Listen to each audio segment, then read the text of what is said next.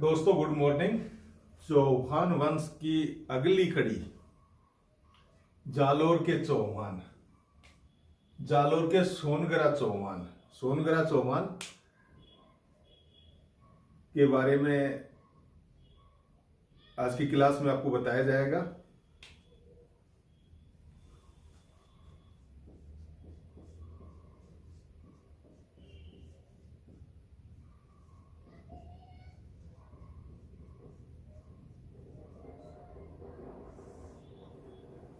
जालोर के चौहान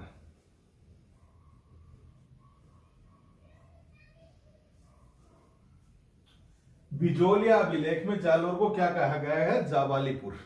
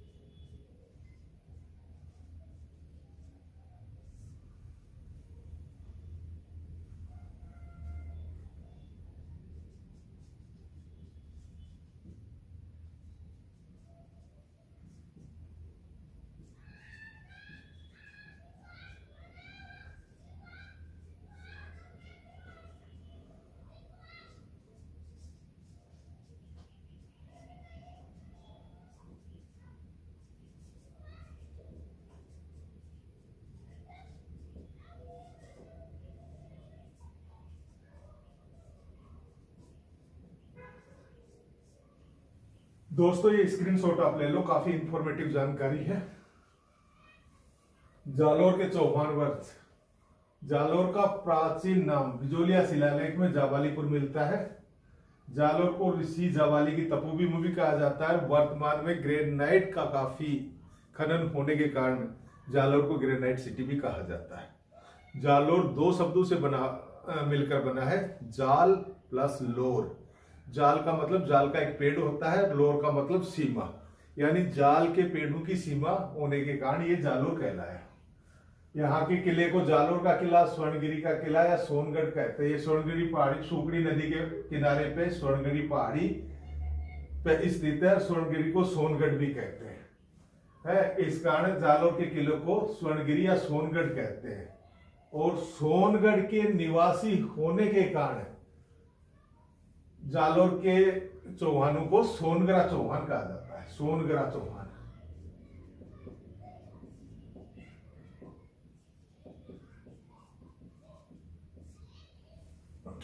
जालोर शाखा का जो चौहान शासक का संस्थापक था, नाडौल शाखा का शासक अल्हड़ का पुत्र कीर्तिपाल, यानी नाडौल शाखा का अल्हड़ का पुत्र कीर्तिपाल ने 1181 एडी में जालोर शाखा की स्थापना की। और नाडोल शाखा का 1205 में अल्हड़ के टाइम पे ही शासक इसके कीर्तिपाल के उत्तराधिकारी उदय सिंह ने जालौर शाखा में विलय कर लिया गया था।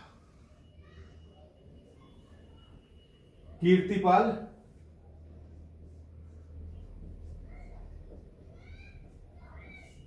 और कीतू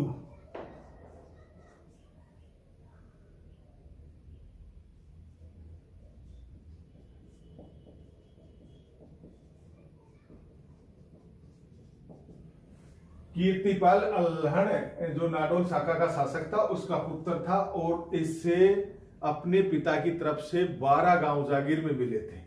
सिर्फ 12 गांव जागीर में मिले थे। परंतु कीर्तिपाल महत्वाकांक्षी और पराक्रमी व्यक्ति था और 12 गांवों से इसने संतुष्ट नहीं था। इसने मेवाड़ में अपना किस्मत आजमाना चाहा और उसकी कोशिश की। मेवाड़ के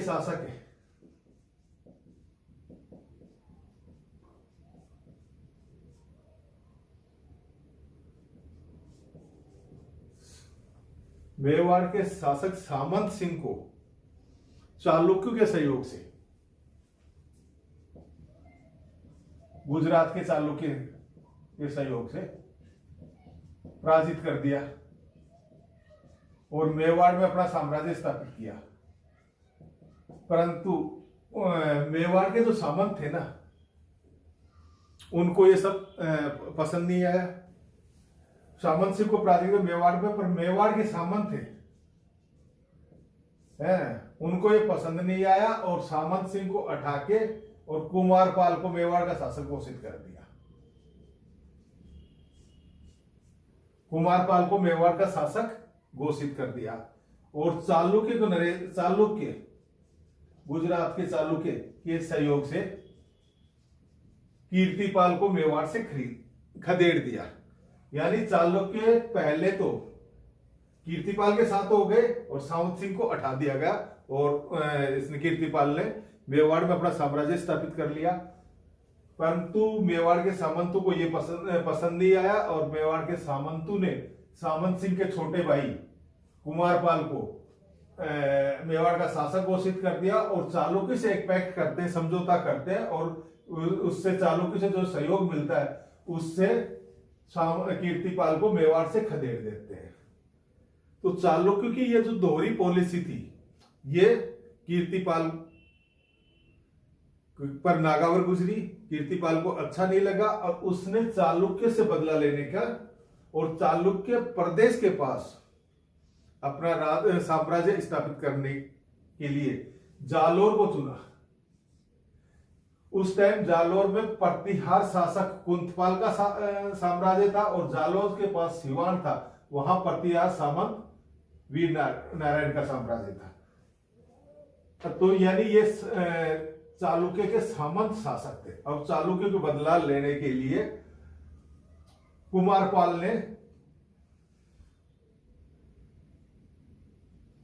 इन दोनों शासकों को कुंतपाल और वीर नारायण को हटाने के लिए वहां स्थानीय दाहिया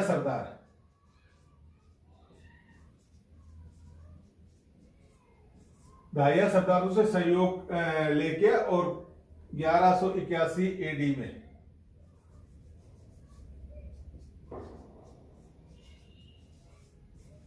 इन दोनों को कुंतपाल और वीर नारायण जो प्रतिहार चालुक्य के सामंत शासक थे, प्रतिहार वंश के थे और उसके चालुक्यों के सामंत शासक थे, दोनों को पराजित करके और जालोर की चौहान शाखा की स्थापना कर डाली। यानी किसको हराया? प्रतिहार शासक कुंतपाल और प्रतिहार शासक वीर नारायण। सिवान का कौन था? वीर नारायण था। प्रतिहार शासक था, चालुक्य का सामंत था। जालोर का शासक प्रतिहार कुंतपाल था। 1181 एडी में कीर्तिपाल जालोर शाखा का संस्थापक दाहिया सरदारों के सहयोग से मोनोत्रेंसी ने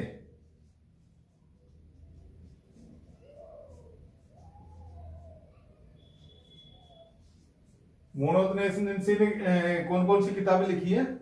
मोनोतनेसी ख्यात और मारवाड़ प्रगनारी विगित। मोनोतनेसी की ख्यात में मोनोतनेसी ने कीर्तिपाल को महान शासक बताया है।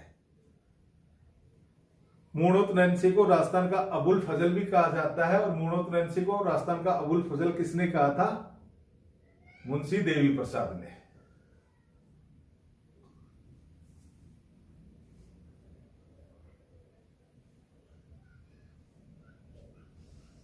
सुंदा अभिलेख,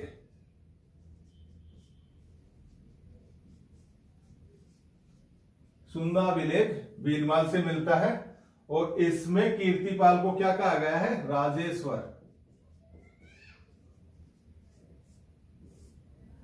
सुंदा अभिलेख में कीर्तिपाल को क्या कहा गया? राजेश्वर। कीर्तिपाल शैव धर्म का अनुयायी था।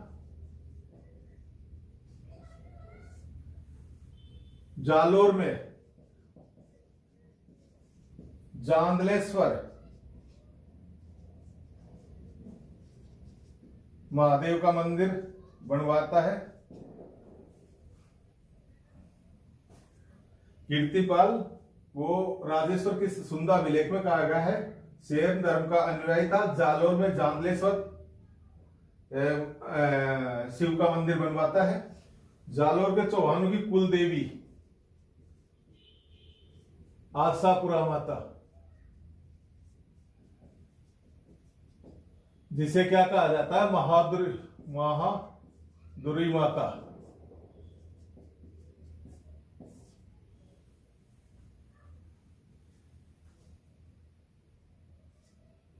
कुलदेवी का मंदिर मादरा में। कुलदेवी महाद्रो माता भी कहा जाता है, और मोदरा में इसका कुलदेवी का मंदिर भी बनवाता है। यानी आशापुरा माता का मंदिर, आशापुरा माता को महाद्रो माता भी कहा जाता है। इसका मोदरा का है जालोर में भी कीर्तिपाल ने मंदिर बनवाया। इसका अन्य मंदिर कहाँ है? नाडोल में है, पोखरण जैसलमेर में है, और जूना पत्रासर में है।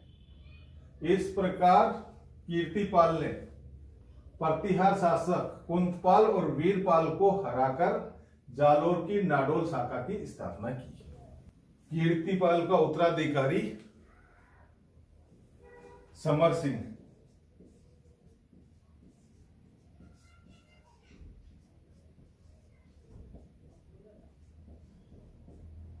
कीर्तिपाल का उत्तराधिकारी समर सिंह बनता है। ये कीर्तिपाल का पुत्र था। राज्याभिषेक,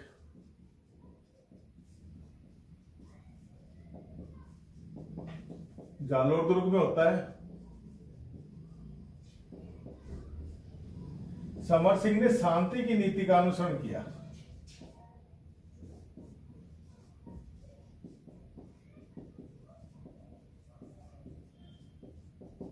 शांति की नीति का अनुसरण किया। जालोर के दुर्ग और नगर को सुदृढ़ किया।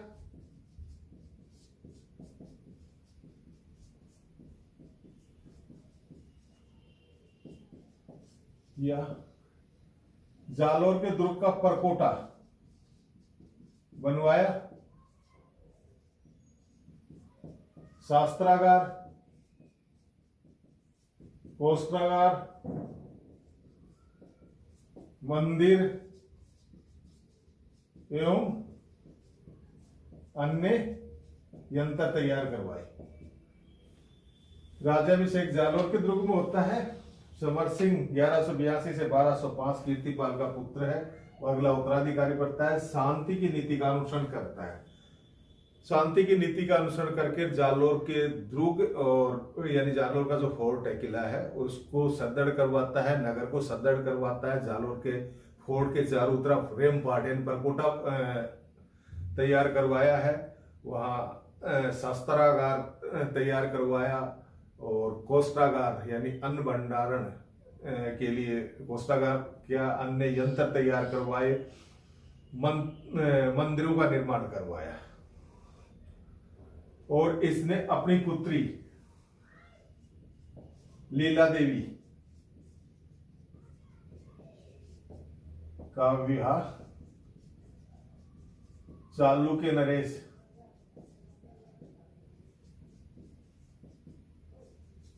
भीमदेव सेकंड से, अपनी पुत्री लीला देवी का विवाह चालुक्य नरेश भीमदेव सेकंड से कर दिया। तो चौहान और चालुक्य के बीच में कुछ समय के लिए मैत्री संबंध स्थापित हो गए और उस मैत्री संबंध का फायदा उठाते हुए चौहानों को उसका फायदा हुआ कि चौहानों ने अपना साम्राज्य सुदृढ़ किया। समर सिंह का उत्तराधिकारी उदय सिंह बनता है।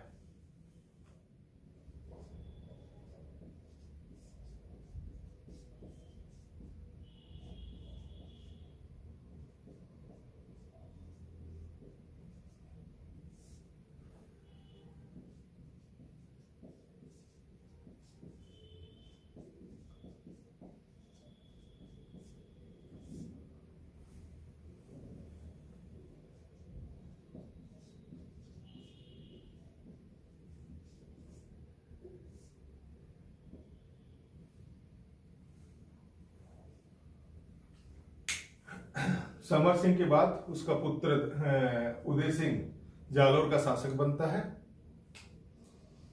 उदय सिंह दिल्ली सुल्तान इल्तुतमिश और नसीरुद्दीन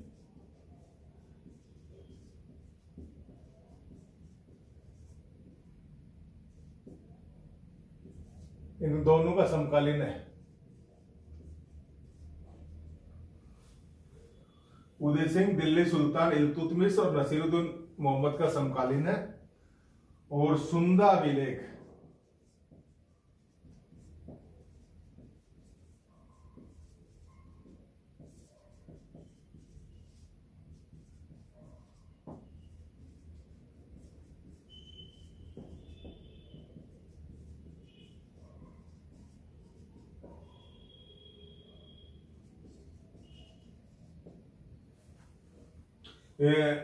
उदय सिंह दिल्ली सुल्तान इल्तुतमिश और नसीरुद्दीन मोहम्मद का समकालीन था।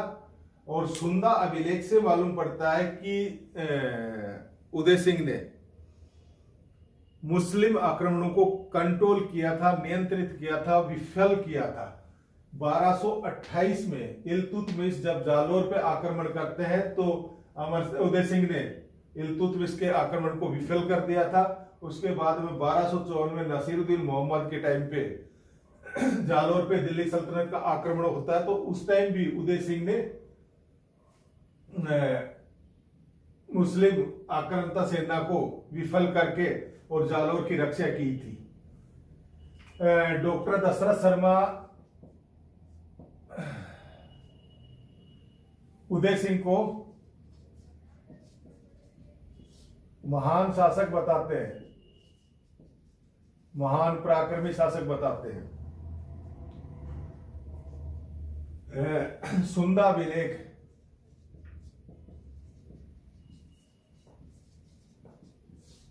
सुंदा अभिलेख से ज्ञात होता है कि जालोर के चौहान शासकों शासन की या साम्राज्य की सर्वाधिक प्रसार या वृद्धि उदय सिंह के टाइम पे हुई थी। और सुंदा अभिलेख से ज्ञात होता है कि नाडोल, मंडोर, भीनमाल, सांचोर, रतादरा, बाड़मेर, रतनपुरा आदि क्षेत्रों को उदय सिंह ने जीतकर जालोर के चौहान साम्राज्य का भाग बना लिया था। और जो नाडोल शाखा है चौहानों की, नाडोल शाखा उसका 1205 में विलय कर लिया था। इस तरह से उदय सिंह जालोर के चौहान शासकों में से पराक्रमी शासक था। ताज उल मुआसिर के लेखक अहसन निजामी ने जालोर के किले के बारे में कहा है कि आज तक कोई भी आक्रमणकारी इस किले के गेट तक नहीं पहुंच पाया।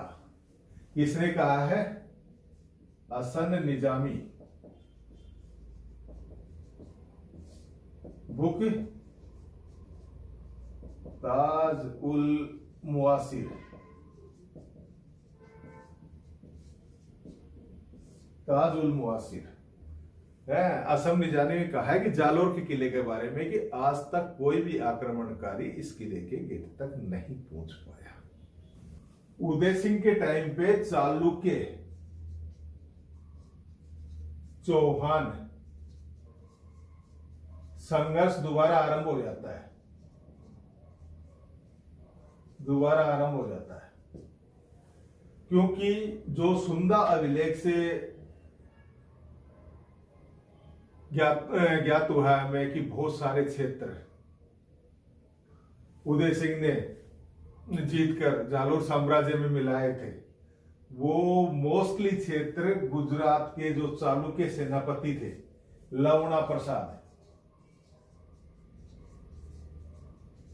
प्रसाद, इसको हराकर अधिकृत किए गए थे, साम्राज्य में मिलाए गए थे।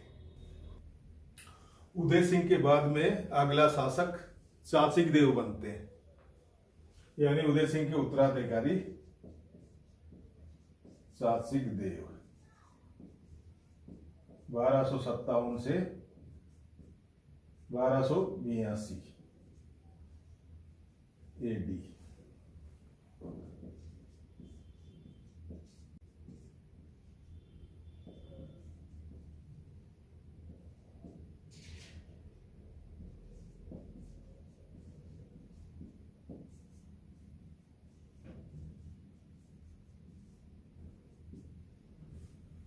अगला से चाचिंग देव शासन बनते हैं जालोर के, उदय सिंह के उत्तराधिकारी हैं।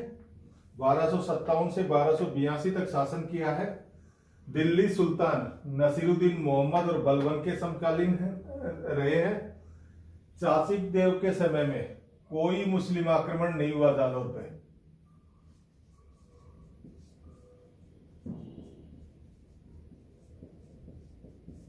नहीं हुआ। चाचिक देव ने कूटनीति का सहारा लेते हुए या कूटनीति अपनाते हुए मेवाड़ से पुनः मैत्री संबंध स्थापित किए। मेवाड़ के शासक तेज सिंह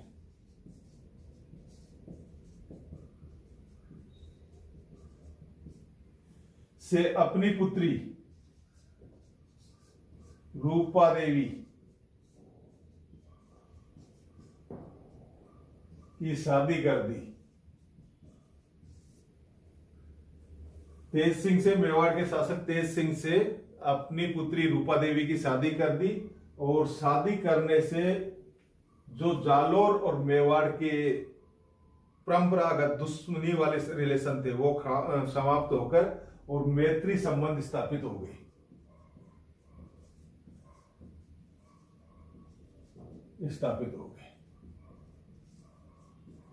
दोस्तों, यहां मैं एक चीज और क्लियर कर देना चाहता हूं कि मेवाड़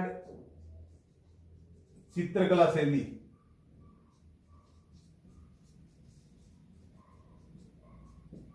की शुरुआत 1260 एडी तेज सिंह के समय में से ही मानी जाती है। मेवाड़ चित्रकला की शुरुआत 1260 एडी तेज सिंह के समय से ही मानी जाती है। शुरुआत 1260 एडी में हुई है, और इस समय कमलचंद द्वारा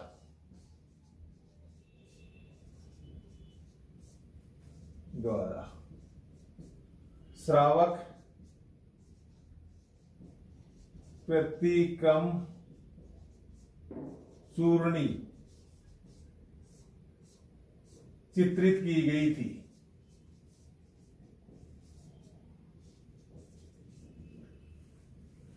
(1260 एडी में तेज सिंह के समय मेवाड़ चित्रकला शैली की शुरुआत होती है, और कमलचंद द्वारा श्रावक प्रतिक्रमण चूर्णी इसी टाइम चित्रित की गई थी। चाचिक देव के बाद में अगले शासक बनते हैं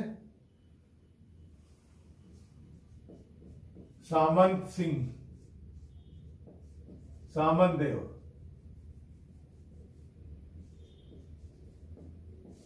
1282 से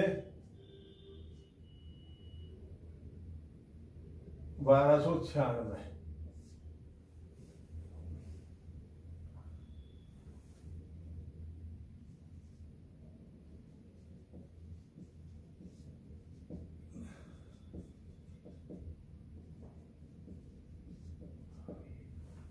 दिल्ली सुल्तान जलालुद्दीन खिलजी और अलाउद्दीन खिलजी का समकालीन था। और सामन देव जो कि चासिक देव के पुत्र थे के समय में जलालुद्दीन द्वारा भी आक्रमण किया जाता है और उसके बाद में अलाउद्दीन खिलजी द्वारा भी आक्रमण किया जाता है, पर सामंत सिंह ने दोनों आक्रमणों को विफल कर दिया गया। और इस कारण यानी जालोर का चौहान साम्राज्य सुरक्षित रहा। सामंत देव ने कूटनीति या अपने मेच्योर होने का परिचय देते हुए अपनी अधिक उम्र के कारण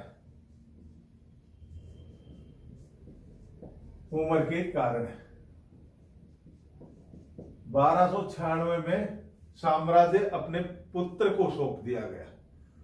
अपने पुत्र किसको? कानर देव को। कानर देव जब तक सामंत देव जिंदा रहे तब तक सामंत देव के नाम से ही शासन किया और उसके बाद में खुद यानी स्वतंत्र रूप से शासन करने लगे। जालोर के शासक सामंत सिंह का उत्तराधिकारी कानर देव बनता है। कानर देव जालोर का सबसे पराक्रमी शासक था।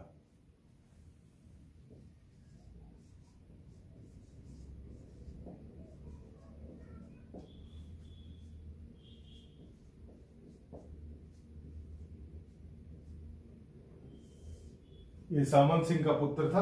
कानर देव के बारे में जानकारी स्रोत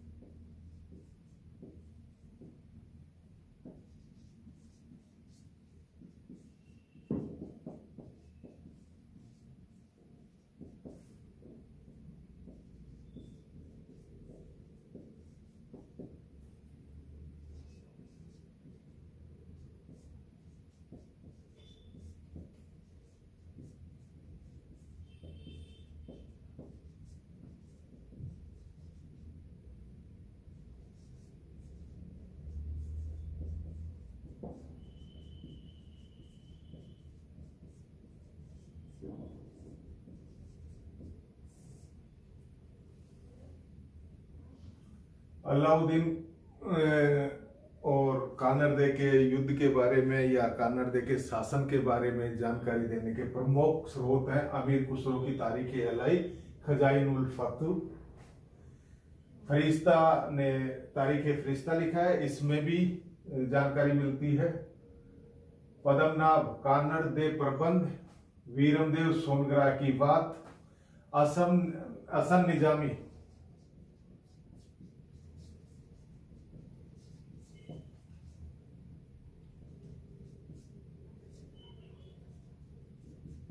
मुआसिर, ताजुल मुआसिर।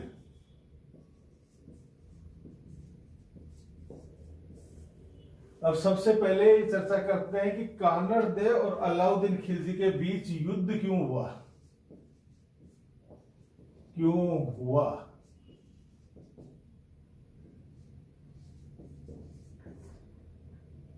खिलजी, अलाउद्दीन खिलजी और कानरदे के बीच में युद्ध क्यों हुआ या एक दूसरे से क्यों भिड़े। कुछ इतिहासकार बताते हैं कि 1305 एडी में अलाउद्दीन के सेनापति अलाउद्दीन खिलजी के सेनापति ऐन उल मुल्क मुल्तानी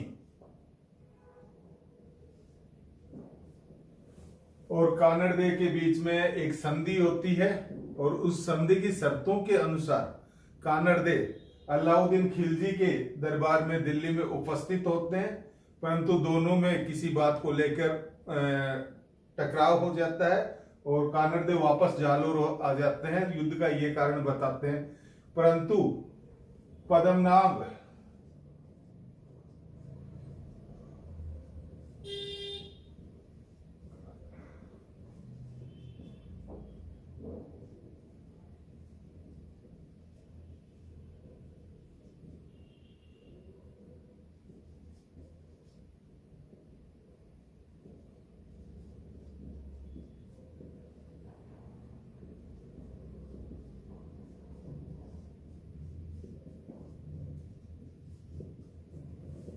परंतु पद्मनाभ का कानरदेव प्रबंध और मोनोप्रेंसी की ख्यात ये बताती है कि कानरदेव स्वयं व्यक्तिगत रूप से दरबार में अब अलाउद्दीन खिलजी के दरबार में उपस्थित नहीं हुए थे।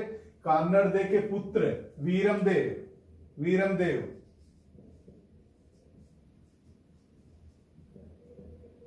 वीरमदेव दरबार में उपस्थित हुए थे और वीरमदेव के दिल्ली प्रवास के दौरान अलाउद्दीन खिलजी की पुत्री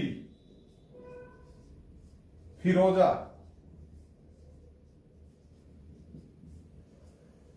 से वीरमदेव के प्रेम संबंध या प्रेम प्रसंग हो गया। फिरोजा ने अपनी धाई मां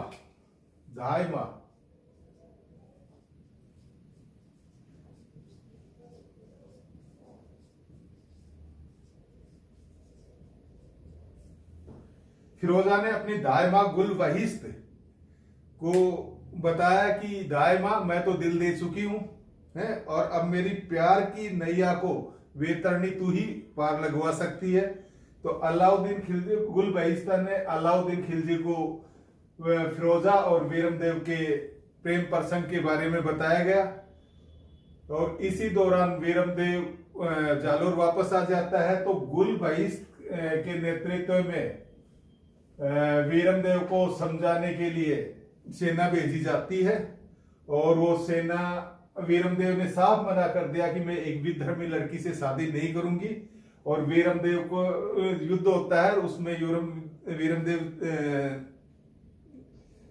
वीर गति को प्राप्त हो जाते हैं और इसकी सर काट के और मृत बॉडी को लेके जब वहां दिल्ली ले जाया जाता है और फिरोजा उसके अंतिम दर्शन के लिए आती है तो वीरमदेव की गर्दन भी फिरोजा को देखना पसंद नहीं करती। मर्द शरीर भी यानी मर्द गर्दन भी देखना पसंद नहीं करती और दूसरी तरफ गर्दन कर ली लुढ़क जाती है।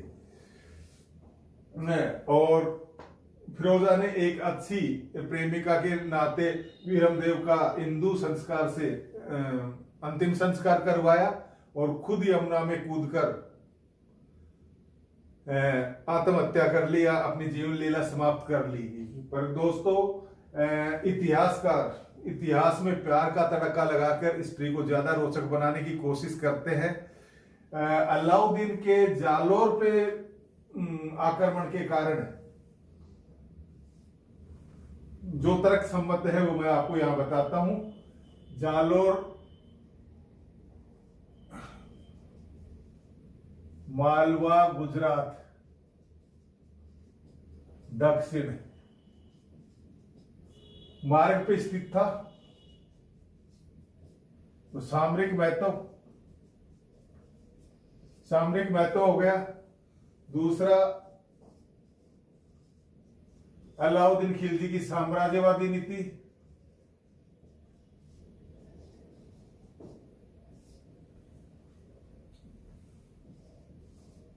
धन लूटने की लालसा।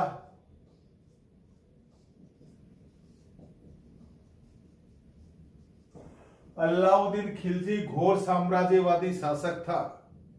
है ये यूपी स्टेट पीसीएस में और यूपीएससी में पूछा जा चुका है और राजस्थान के लिए भी ये सीधा क्वेश्चन बनता है। तो इसमें अलाउद्दीन खिलजी की राजस्थान और यानी उत्तर भारत और साउथ की दोनों ही विजय लिखनी पड़ेगी। और अगला कारण 1299 एडी में अलाउद्दीन खिलजी की सेना जब गुजरात के शासक करण बघेल पे आक्रमण करती है तो गुजरात अलाउद्दीन की दिल्ली की सेना को जालोर होकर रास्ता देने के लिए कहा गया, पर इस बात को कानरदे ने सिरे से नकार दिया गया। तो सेना दूसरे रास्ते से गई, पर लौटते टाइम में अलाउद्दीन के सेनापतियों ने कानरदे की वार्निंग का कोई औचित्य नहीं समझा या इग्नोर कर दिया और जालोर के रास्ते से सेना वापस आ गई। जब जालोर को क्रॉस कर रही थी तो सेना, तो अलाउद्दीन खिलजी की सेना पे पीछे से चौहान सेना ने आक्रमण किया गया। ये भी युद्ध का एक कारण है। पांचवा कारण प्यार का तड़का लगाने वाले इतिहासकारों की बात को मान लेते हैं कि फिरोजा और वीरमदेव का प्रेम प्रसंग।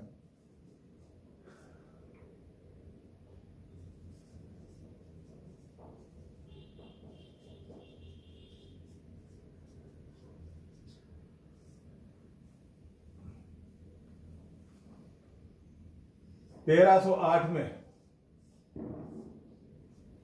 अलाउद्दीन खिलजी अपने सेनापति कमालुद्दीन गुरुक को सिवान पे आक्रमण करने के लिए भेज देता है। इस समय सिवान का शासक कौन था? शीतलदेव, और शीतलदेव कानरदेव का भतीजा था।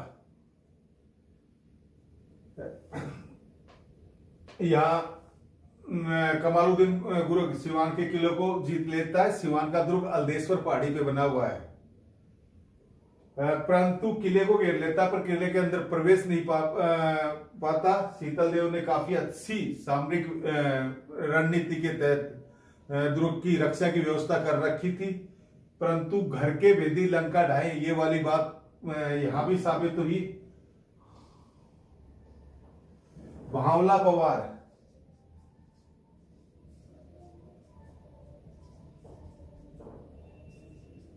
पवार ये विश्वासघाती निकला और इसने मुस्लिम सेना को दुर्ग का गुप्त रास्ता बताया और वहां से सेना दुर्ग के अंदर घुस जाती है और जो दुर्ग के अंदर जल स्रोत थे उनको गोमांस और गौ रक्त से दूषित कर देती है और अंदर पेयजल संकट उत्पन्न हो जाता है। और यहां होता है साका, सिवान का साका। 1308 में केसरिया होता है शीतलदेव का, और जोहर कौन करती है? मैना देवी जोहर करती है।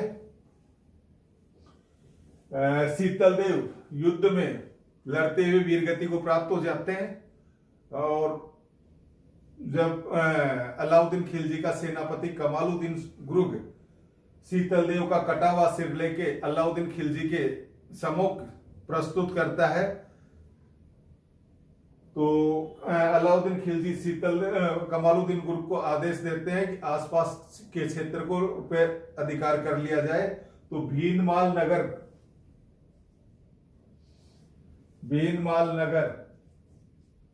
को लूटकर एक तरह से नष्ट कर दिया गया और सांचौर के महावीर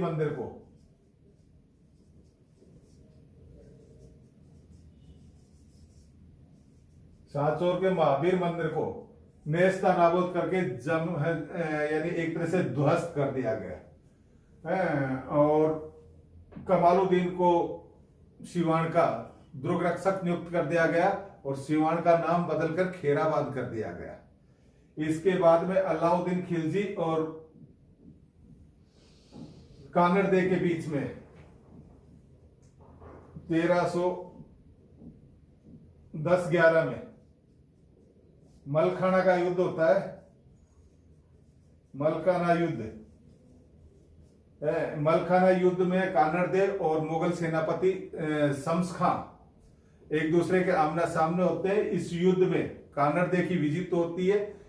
इस विजय से विचलित होकर अलाउद्दीन खिलजी ने कमालुद्दीन गुरुक को जालोर का किला घेरने का आदेश दे देते हैं और जालोर के किले को घेर लिया जाता है। काफी प्रयास करने के बाद भी जालोर के किले पे अधिकार नहीं कर पाते हैं।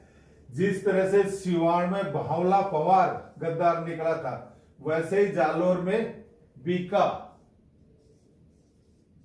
गद्दार निकला और बेका ने द्रुक का गुप्त रास्ता दिल्ली की सेना को बताया और उस रास्ते से घुसकर दिल्ली की सेना किले में प्रवेश कर जाती है। जब बीका की पत्नी हीरा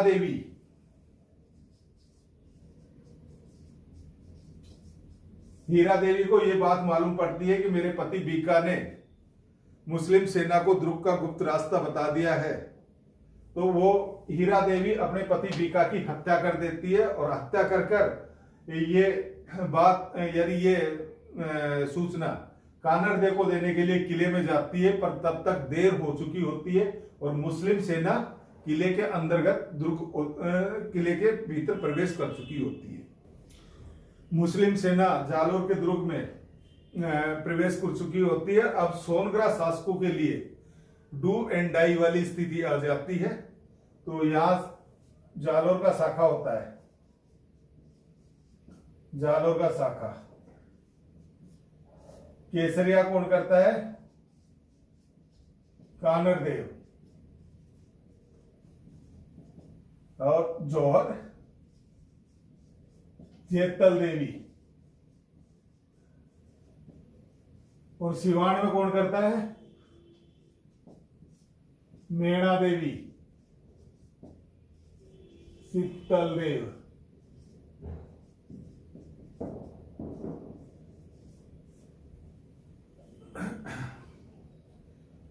आमने सामने की लड़ाई में कानरदेव विरमदेव सोनगिरा और उसका पूरा कुटुंब वीरगति को प्राप्त हो जाता है।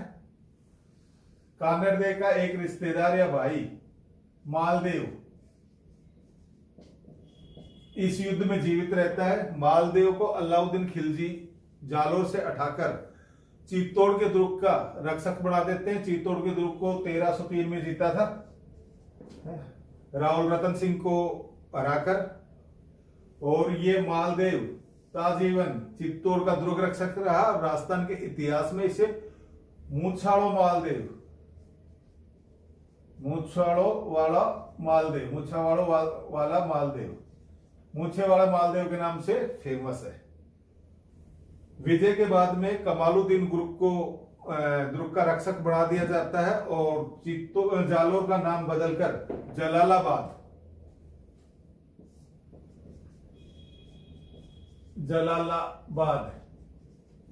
रख दिया जाता है। जालोर के किले में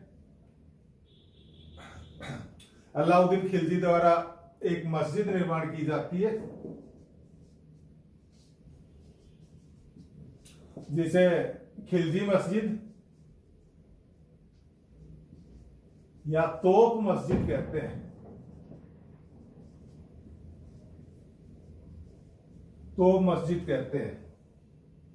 जालोर के पतन के साथ ही जालोर की चौहान शाखा या सोनगरा शाखा का अंत हो जाता है।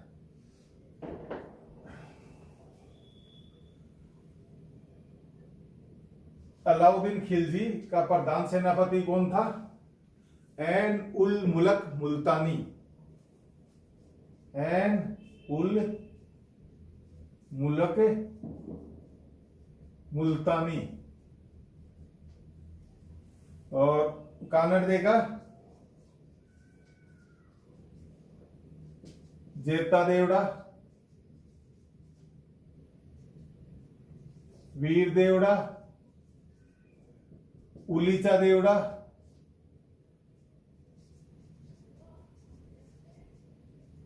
लूणकरण, अर्जुन।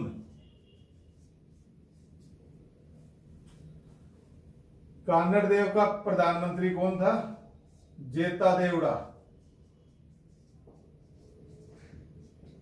दरबारी कवि पद्मनाभ।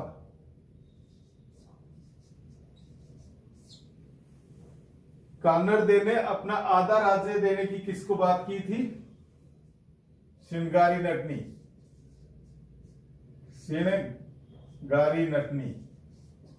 श्रृंगारी नटनी। चिनगारी नटनी को कान्नड़ दे ने अपना आधा राज्य देने की बात कही गई थी। दोस्तों, कान्नड़ दे की मृत्यु के साथ ही चौहानों की जालोर शाखा का अंत हो जाता है। राजस्थान की सभी परीक्षाओं में यहां से क्वेश्चन आने की पूरी संभावना होती है और आरएएस मैन में भी यहां से सीधा सीधा क्वेश्चन बनता है कि अलाउद्दीन खिलजी घोर साम्राज्यवादी शासक था, टिप्पणी कीजिएगा, या अलाउद्दीन खिलजी और जालोर के संबंधों पे टिप्पणी कीजिएगा। अलाउद्दीन खिलजी जालोर सिवान के संबंधों पे टिप्पणी कीजिएगा। जैसे 2016 में मालदेव और शेरशाह सूरी, मालदेव और शेरशाह सूरी के संबंधों पे टिप्पणी पे सीधा 10 नंबर का क्वेश्चन था, वैसा सीधा क्वेश्चन आया जा सकता है। और 50 वर्ड में यानी 5 नंबर का जो क्वेश्चन होता है उसमें भी सीधा सीधा क्वेश्चन बन रहा है कि अलाउद्दीन खिलजी ने जालोर पे आक्रमण क्यों किया, समझाइए।